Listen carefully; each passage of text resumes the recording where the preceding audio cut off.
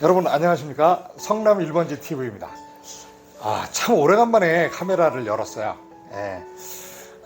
뭐 바빠서도 아니고 근데 뭔가 좀 준비하는 게 있어가지고 있다 보니까 여러분들한테 정보를 전달해 주는 시간이 너무 길었습니다. 근데 오늘은 제가 부동산에서 성남 1번지 TV 유튜브를 촬영하는 거는 오늘이 마지막일 것 같아요. 그렇다고 해서 유튜브를 안 한다는 게 아니라 여기서 촬영해서 여러분들이 여태 알고 계셨던 제가 처음부터 성남의 탄생서부터 재개발 지역이 도시환경정비법에 의해서 어떠한 절차에 의해 가지고 진행이 되는지를 쭉 설명을 드렸습니다. 여러 가지 설명을 드리면서 이제 성남의 대규모 333, 상대원 3, 신흥 3, 태평 3 같은 이런 대규모의 재개발 지역을 구역을 지정을 해서 사업을 진행하는 것은 아마 이번 케이스가 마지막이 아니겠냐. 그래서 거기에 대한 총정리를 하는 시간을 오늘 갖도록 하겠습니다. 그래서 여태 도정법상에서 도시환경정비법에서 제일 중요한 부분까지 왔어요. 이제 공람공고가 이제 끝이 났죠. 구역 지정을 위한 공람공고가 끝이 났고, 그게 중요한 이유는 지금 거주하고 계시는 분들이 주인이라고 얘기하면 토지 등 소유자, 또 민영 같은 경우에는 조합원들은 큰 이해관계가 없어요. 어떤 분들이 적용이 되고 관심을 갖고 중요하냐, 그분들은 현재 거주하고 계시는 세입자분들이 구역 지정을 위한 주민 공람 공고일이 발표된 시점부터 3개월 전, 예를 들어서 지금 대규모 사업인 333, 그 지역이 2022년 8월 31일부터 9월 30일 1개월간 공람 공고가 진행이 됐습니다. 그러면 시작 시점부터 3개월 전, 뭐 정확할 수도 있고 좀 하루 이틀 날짜가 좀 바뀔 수도 있겠습니다만, 2022년 올 5월 31일 이전부터 거주하고 계셨던 분들은 주거 이전비를 받으실 수 있다. 주거 이전비를. 그러니까 그거를 여러분이 명심해 주시고, 제가 주거 이전비와 이사비, 이주비에 대해서 유튜브 강의를 하다 보니까 상대원 2구역에 계셨던 분들이 상당히 전화들을 많이 하셨어요. 그분들을 상담을 해드리다 보니까 이 부분은 꼭 짚고 넘어가야 되겠다 하는 생각이 들었습니다. 근데 여기서 이사비 얘기를 안 할 수가 없는데, 자, 이사비는 그럼 언제부터 거주하고 있어야 되냐? 언제부터가 아니고요. 사업 승인 인가 고시일 다음 날까지만 거주를 했다면 그 이후에 언제든지 이사를 했어도 이사비는 받을 수 있습니다. 주거 이전비도 마찬가지예요. 이날 이전부터 거주하고 있다가 333, 태평 3, 신흥 3, 삼병 3이 사업 승인 인가가 났습니다. 그 난날 다음 날부터 다음 날까지 거주하고 있다가 이사를 가셨다면 자격 요건이 됩니다. 상대적으로 지금 상대원 2구역을 말씀을 드리면 여기는 2020년 1월 13일 날 사업 승인 인가가 났어요.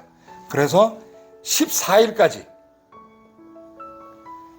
거주하시다가 이사 가셨던 분들은 해당 사항이 된다. 이걸 참고적으로 말씀을 드리고요. 그래서 오늘의 제목은 재개발 구역의 토지 등 소유자, 가로 열고 조합원. 뭐가 다르냐? 같아요. 근데 문제가 재개발 방식에는 공영재개발과 민영이 있는데, 공영은 토지 등 소유자, 즉 주민대표회의가 만들어집니다. 민영은 조합원이라고 그러죠. 요 같은 의미예요. 의미인데 개발 방식에 따라서 이렇게 분류를 합니다. 그래서 공영재개발은 주민대표회의고 민영은 조합이 설립이 되게 되어 있습니다. 그래서 그런 지역이 성남에 어디가 있었느냐? 그냥 일단 조합부터 말씀을 드리면 민영으로 상대원 2구역과 산성구역이 있었고요. 나머지 지역들은 전부 공영개발에 의해서 상대원 3, 신흥 3, 태평 3 등등등. 왜 이것만 세 개를 나야 되냐? 현재 대규모로 진행되고 있는 곳이기 때문에 여러분들한테 설명을 드리는 거예요. 그래서 여기서 중요한 부분이 뭐냐? 지금 이 세 개 구역에는 추진위원회가 있습니다. 추진위원회가 이제 주민대표회의가 돼서 여러분들의 그 구역의 사업을 이끌어 나갈 텐데 올 주민 공람 공고가 끝났어요. 그러면 3개월 내에 공람 공고에 대한 결과를 발표를 하는데 그게 12월 31일입니다. 12월 31일 날 구역 지정이 확정이 되고 나면 이제 불확실성이 해소가 돼서 옛날 같으면 집값도 뛰고 그랬는데 지금은 좀 부동산 경기가 좀 안 좋다 보니까 아마 약보합세가 되지 않겠나 이렇게 생각이 들어요. 지금 강의하는 중요한 내용은 내년 1월부터 여러분들이 투표권이 시에서 나옵니다. 즉 뭐냐, 동의서, 거기에는 번호가 매겨져 있어요. 그래서 여러분의 번호가 정해져 있습니다. 그러면 그거를 주민대표회의에서 지금 추진위원회죠. 주민대표회의가 되기 위해서 나한테 동의를 해주세요 라고 갖고 다닐 겁니다. 그러면 여러분들은 막 찍어주시면 안 되겠죠. 그게 여러분들의 권리입니다. 투표할 수 있는 권리에. 그러면 여러분들이 내년 1월달, 2월달, 3월달 쭉 해서 그 뭐 시공사 아니면 컨설팅 OS들이 이제 돌아다닐 거예요. 여러분들한테 동의서를 진구하기 위해서. 그럼 여러분들 입장에서 보면 그게 투표권입니다. 그러면 투표용지에 누구를 찍어줘야 되냐? 여러분들이 여기에 종사하고 있는 부동산업에 종사하고 있는 중개업자라든가 이런 부동산 사무실보다는 좀 아무래도 정보가 어두우시고 하실 텐데 여러분들이 누구를 찍어야 될지 모르겠다. 나한테는 참 무슨 어떻게 결정하기가 좀 어렵다 하시는 분들은 여러분들이 매매 계약을 성사시켜준 공인중개사나 아니면 여러분들이 방앗간처럼 왔다 갔다 하시는 부동산들을 활용을 하세요. 물어보세요.